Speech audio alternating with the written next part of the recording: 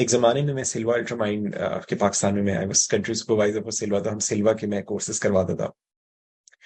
اس کے اندر ہم ایک چیز rather than thinking of it as a problem, think of it as a project.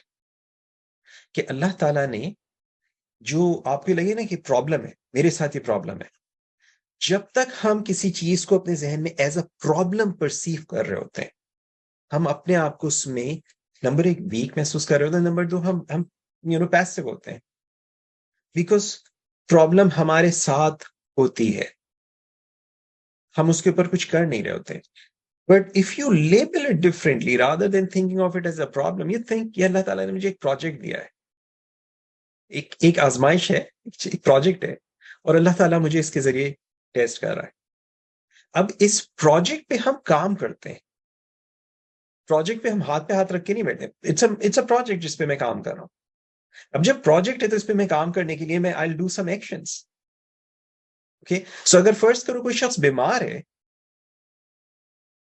تو یہ کہنا میرے ساتھ پرابلم ہے، میں بیمار ہوں. If you think, I have a project and the project is I have a goal to get healthy. So rather than thinking of what I don't want, that sickness, I'm thinking in terms of what I want, because unconscious level پہ انسان کے ذہن میں جو نیگیشنز ہیں وہ process نہیں ہوتی.